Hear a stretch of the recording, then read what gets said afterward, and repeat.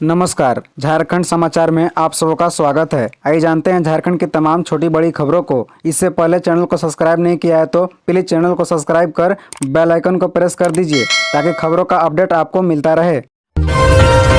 झारखंड विधानसभा का मानसून सत्र 11,988 करोड़ का अनुपूरक बजट पेश है। 1 अगस्त तक के लिए सदन स्थगित है। बता दें कि झारखंड विधानसभा के मानसून सत्र के दूसरे दिन की शुरुआत होने से पहले ही प्रदर्शन का दौर शुरू हो गया। सदन में भी भाजपा ने हंगामा जारी रखा। अनुपूरक बजट पेश करने के बाद सदन 1 अगस्त तक के लिए स्थगित कर दिया गया। सदन के बाहर पत्रकारों से बातचीत करते हुए भाजपा के प्रदेश अध्यक्ष बाबूलाल मरांडी ने कहा कि राज्य सरकार हिंसा के मुद्दे पर बहस नहीं करना चाहती है। सदन के भीतर मणिपुर को लेकर बात करती है, जबकि अब भूल जाती है कि राज्य की स्थिति भी बहुत ठीक नहीं है। उन्होंने कहा कि स्थिति ऐसी है कि नहीं देने पर गोली चला रहे हैं, सरकार इस पर बहस नहीं करती। उन्होंने कहा, मुझे तो इस बात की भी जानकारी है कि कई अधिकारी अपराधियों को जेल में बंद होने के बाद भी फोन पर बातचीत करते हैं। वो उनसे पूछते हैं कि आपने नाश्ता किया कि नहीं, खाना खाया कि नहीं। झारखंड के सीएम हेमंत सोरेन स्पीकर व मंत्रियों के खिलाफ आपत्तिजनक टिप्पणी करने का आरोपी यूट्यूबर अरेस्ट है। बता दें कि गढ़वा पुलिस ने भौकाल टीवी नामक यूट्यूब चैनल के संचालक को गिरफ्तार कर लिया है। गिरफ्तार अभियुक्त गढ़वा थाना क्षेत्र के सजमुद्दीन शेख का पुत्र टिपुल सुल्तान खान उर्फ समर बताया जा रहा है। सोमवार को पुलिस अधीक्षक अंजनी कुमार झा ने गढ़वा थाने में प्रेस वार्ता कर इसकी जानकारी दी। उन्होंने बताया कि भौकाल टीवी नामक यूट्यूब चैनल के द्वारा मुख्यमंत्री, विधानसभा अध्यक्ष एवं अन्य मंत्रियों के खिलाफ आपत्तिजनक टिप्पणी करते हुए एक वीडियो अपलोड कर उसे प्रसारित किया था। सीएम हेमंत सोरेन ने विधानसभा परिसर में किया पौधारोपण। जलवायु परिवर्तन पर जताई चिंता, लोगों से की ये अपील। बता दें कि झारखंड विधानसभा परिसर में आयोजित 74वें राज्य व्यापी वन महोत्सव 2023 कार्यक्रम में मुख्यमंत्री हेमंत सोरेन सम्मिलित हुए। उन्होंने कहा कि प्राकृतिक व्यवस्थाओं के साथ छेड़छाड़ जलवायु परिवर्तन का मूल कारण है, इसलिए स्वयं भी पौधा लगाएं और दूसरों को भी प्रेरित करें। मुख्यमंत्री हेमंत सोरेन ने कहा कि प्रदेश में वन महोत्सव का राज्य व्यापी कार्यक्रम चल रहा है। यह कार्यक्रम राज्य की अलग अलग जगहों पर निरंतर आयोजित किया जा रहा है। इसी क्रम में आज हम सभी लोग झारखंड विधानसभा परिसर में पूर्व की भांति इस वर्ष भी वृक्षारोपण कार्यक्रम में उपस्थित हुए। बता दें कि मुख्यमंत्री हेमंत सोरेन ने कहा कि वर्तमान समय में जलवायु परिवर्तन को लेकर देश और दुनिया में तेजी से चिंतन और मंथन किया जा रहा है। मुख्यमंत्री ने कहा कि कहीं न कहीं प्राकृतिक व्यवस्थाओं के साथ बड़े पैमाने पर छेड़छाड़ किए जाना अथवा दोहन होना जलवायु परिवर्तन का मूल कारण है। क्लाइमेट चेंज से मानव जीवन हो, वन्य प्राणी हो, जल प्राणी हो, चाहे इस पृथ्वी पर पाए जाने वाले अन्य प्राणी हो, सभी प्रभावित होते हैं। बंधु तिर्की बोले, सूखे की चपेट में फिर झारखंड। 24 लाख किसानों को पिछली सूखा राहत राशि का अब भी इंतजार। बता दें कि झारखंड के पूर्व मंत्री व कांग्रेस के कार्यकारी अध्यक्ष बंधु तिर्की ने कहा है कि झारखंड के 24 लाख से अधिक किसानों को पिछले वर्ष घोषित सूखा राहत की राशि अब तक नहीं मिली है और यह गंभीर चिंता की बात है। जबकि इस वर्ष फिर से कम वर्षा के कारण झारखंड का अधिकांश हिस्सा सूखे की चपेट में है और अपने भविष्य के प्रति किसान बहुत अधिक व्याकुल एवं आशंकित हैं। तिर्की ने कहा कि यदि केंद्र से अभी तक सूखा राहत के नाम पर कोई सहायता राशि नहीं मिली है तो किसानों को विकट स्थिति से निकालने का कोई रास्ता राज्य सरकार को ही निकालना चाहिए, क्योंकि यह उसकी नैतिक जिम्मेदारी है। बता दें कि कांग्रेस के कार्यकारी अध्यक्ष बंधु तिर्की ने कहा कि झारखंड के कुल 33,62,823 किसानों ने पिछले वर्ष सरकार की घोषणा के बाद सूखा राहत के लिए आवेदन किया था, जिसमें से लगभग 10 लाख किसानों को ही राज्य सरकार ने 3,500 रुपए सहायता राशि दी थी और बाकी किसान मदद की आस लगाए बैठे हैं। वोकेशनल ट्रेनिंग सेंटर घोटाले में एसीबी की जांच पूरी, सरकार को भेजी रिपोर्ट, कही ये बात।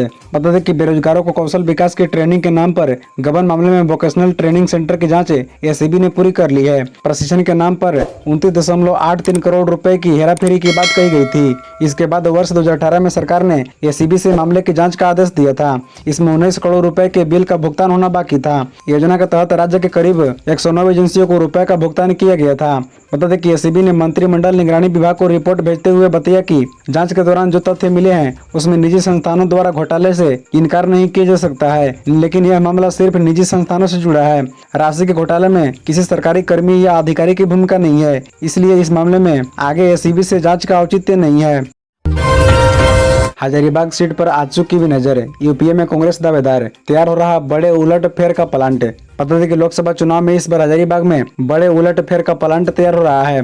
पिछले 2 लोकसभा चुनाव में जयंत सिन्हा भाजपा की लहर में सवार होकर बड़े अंतर से चुनाव जीतते रहे हैं। पिछले चुनाव में वह 4.97 लाख के अंतर से चुनाव जीते। वहीं 2014 में करीब 2 लाख के अंतर से बाजी मारी थी। वर्तमान में हजारीबाग की चुनावी रणनीति में अलग अलग गोटियां चलाई जा रही है। भाजपा के अंदर भी दावेदार हैं, वहीं गठबंधन में आजसू पार्टी भी माहौल बना रही है। बता दें कि भाजपा की तरफ से हजारीबाग सदर के विधायक मनीष जायसवाल और मांडू के विधायक जेपी पटेल को लेकर चर्चा है। भाजपा का जदुनाथ पांडे भी ताल ठोक रहे हैं। मनोज यादव चतरा के साथ यहां से भी दावेदार कर रहे हैं। आईएएस कोचिंग चलाने वाले एके मिश्रा भी भाग्य आजमाना चाहते हैं। अब चर्चा है कि आने वाले चुनाव में आजसू पार्टी गिरिडीह छोड़ हजारीबाग शिफ्ट करना चाहती है। झारखंड सरकार ने तैयार की बूढ़ा पहाड़ के विकास की योजनाएं। 3 सदस्यीय समिति ने सीएम को दिए अहम सुझाव। राज्य सरकार ने झारखंड छत्तीसगढ़ की सीमा पर स्थित बूढ़ा पहाड़ के विकास की योजना बनाई है। लंबे समय से नक्सल गतिविधियों का केंद्र रहे बूढ़ा पहाड़ का बड़ा हिस्सा झारखंड के 2 जिलों लातेहार व गढ़वा में पड़ता है। केंद्र और राज्य सरकार के सजा प्रयास से हाल ही में बूढ़ा पहाड़ को नक्सल मुक्त किया गया है। सीएम हेमंत सोरेन के निर्देश पर क्षेत्र के समग्र विकास के लिए भू राजस्व सचिव अमिताभ कौशल की अध्यक्षता में 3 सदस्यीय कमेटी बनाई गई थी। कमेटी में लातेहार और गढ़वा के डीसी बतौर सदस्य में शामिल थे। समिति ने बूढ़ा पहाड़ के विकास की योजना तैयार कर ली है और इसके लिए अहम सुझाव दिए गए हैं। गढ़वा के डीसी शेखर जमुआर बताते हैं कि बूढ़ा पहाड़ आदिवासी बहुत इलाका है। यहाँ विकास योजनाओं के लिए लोगों को सहमत करना बड़ी चुनौती है। उन्होंने कहा कि समिति ने विकास के विभिन्न बिंदुओं पर अध्ययन और क्षेत्र का सर्वे कर योजना बनाई है। रिपोर्ट जल्दी राज्य सरकार को सौंपी जाएगी। धनबाद में सामान्य से 63% कम हुई बारिश से 80% से अधिक बिचड़े जले। अब तक 0% धान रोपनी। बता दें कि आधा सावन बीत चुका है। इस मानसून में धनबाद जिले में सामान्य से 63% कम बारिश हुई है। अपेक्षित बारिश नहीं होने से किसानों की चिंता बढ़ गई है। या यूं कहे तो सूखे की आहट साफ दिखाई दे रही है। पानी के अभाव में अब तक 1% भी धान रोपाई नहीं हुई है। खेतों में डाले गए 80% से अधिक बिचड़े जल चुके हैं। किसानों की चिंता दूर करने के लिए कृषि विभाग वैकल्पिक फसलों की खेती की तैयारी कर रहा है। ऐसे में यहाँ के किसान अच्छी बारिश की अब भी उम्मीद लगाए बैठे हैं। बता दें कि जिले में कुल 43,000 हेक्टेयर भूमि पर खेती का लक्ष्य निर्धारित है। 40,000 हेक्टेयर के लिए बिचड़ा लगाया गया। लक्ष्य के विरुद्ध 80% बिचड़ा लगा है। धान की रोपनी जून में शुरू होनी चाहिए थी, लेकिन अभी तक शुरू नहीं हुई है। समय निकलता जा रहा है और अब तक जिन खेतों में बिचड़ा लगाए गए हैं वे बारिश नहीं होने की वजह से सूख रहे हैं। झारखंड की सेहत पर भारी पड़ रहा स्वास्थ्य मंत्री का पित्त पत्र। बता दें रिम्स के पूर्व निदेशक पद्मश्री डॉक्टर मंत्री के पित्त पत्र से परेशानी की बात कह चुके हैं। बीते दिनों रिम्स में मरीजों के भोजन की व्यवस्था संभाल रही कंपनी का टेंडर 8 जुलाई को समाप्त होने के बाद बिना टेंडर एक्सटेंशन देने के लिए भी मंत्री ने प्रबंधन को पित्त पत्र लिखा था। स्वास्थ्य मंत्री के पित्त पत्र की चर्चा पहले भी होती रही है, लेकिन ताजा मामला आयुष्मान भारत मुख्यमंत्री जन आरोग्य योजना के तहत निजी अस्पतालों द्वारा मरीजों के कॉन्ट्रैक्ट सर्जरी में की जा रही धांधली से जुड़ा है। आयुष्मान योजना के तहत सूबे में बड़े पैमाने पर कॉन्ट्रैक्ट सर्जरी में धांधली का खुलासा हुआ है। धांधली रोकने के लिए 13 जून को झारखंड स्टेट आरोग्य सोसाइटी ने एक आदेश में मरीजों के हित में किसी भी डे केयर प्रोसीजर के रूप में 24 घंटे तक भर्ती करने, सर्जरी के बाद मरीजों का फॉलोअप करने एवं उपचार कराए गए मरीजों की रैंडम एग्जामिनेशन सदर अस्पताल के विशेषज्ञ से कराने के साथ ही निजी अस्पताल में कॉन्ट्रैक्ट सर्जरी के लिए किसी सरकारी अस्पताल से रेफर कराना अनिवार्य कर दिया था। इस आदेश के बाद निजी अस्पतालों में खलबली मच गई। फ्लिपकार्ट ऑफिस में चोरी, नकदी समेत कई कीमती पार्सल पर चोरों ने किया हाथ साफ। बता दें कि गिरिडीह जिला के मुफस्सिल थाना इलाके के सिसरिया सीओडी में चोरों ने एक बार फिर बड़ी चोरी की घटना को अंजाम दिया है। इस बार चोरों ने ऑनलाइन पार्सल डिलीवरी करने वाले फ्लिपकार्ट कंपनी के ऑफिस में धावा बोल नकदी समेत कई पार्सल चोरी कर ली। घटना रविवार देर रात की है। घटना की जानकारी मिलने के बाद सोमवार की सुबह मुफस्सिल थाना प्रभारी कमलेश पासवान सदल बल के साथ मौके पर पहुंचे और जांच पड़ताल में जुट गए हैं। फिलहाल पुलिस इस मामले में कुछ भी बताने से इनकार कर रही है। वहीं कंपनी के प्रतिनिधि भी रांची कार्यालय से गिरिडीह पहुंचे हैं। कंपनी के कर्मियों का कहना है कि रांची कार्यालय से कंपनी के लोगों के आने के बाद ही यह बताया जा सकेगा कि क्या चोरी हुई है। लेकिन सूत्रों से मिली जानकारी के अनुसार चोरों ने 1 लाख के करीब नकद समेत कई कीमती पार्सल पर हाथ साफ किया है। चोर देर रात कार्यालय की खिड़की तोड़कर अंदर घुसे थे। इधर चोर ऑफिस में लगे सीसीटीवी फुटेज का डीवीआर भी अपने साथ ले गए हैं। फिलहाल पुलिस घटनास्थल पर पहुंचकर मामले की जांच पड़ताल कर रही है और कंपनी के कर्मियों से भी पूरी जानकारी ली जा रही है।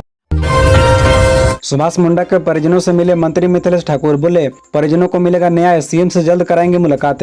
बता दें कि झारखंड के पेयजल एवं स्वच्छता मंत्री मिथिलेश कुमार ठाकुर, विधायक विकास मुंडा एवं राजेश गच्छप कल सोमवार की दोपहर रांची के नगड़ी स्थित दलदली गांव पहुंचे और सीपीएम के दिवंगत नेता सुभाष मुंडा के परिजनों से मुलाकात की। इस दौरान उन्होंने सुभाष मुंडा की श्रद्धांजलि अर्पित की। मंत्री मिथिलेश ठाकुर ने दिवंगत सुभाष मुंडा के पिता लाल मुंडा, माता एवं परिवार के अन्य सदस्यों से बातचीत कर घटना की पूरी जानकारी ली। उन्होंने परिजनों को ढांढस बंधाया। दिवंगत सुभाष मुंडा के परिजनों ने मंत्री से सीएम हेमंत सोरेन से मुलाकात कराने व आरोपियों की जल्द गिरफ्तारी का अनुरोध किया। मंत्री ने कहा कि साजिशकर्ता बेनकाब होंगे, किसी भी कीमत पर दोषी बख्शे नहीं जाएंगे। सुभाष मुंडा के परिजनों को न्याय मिलेगा।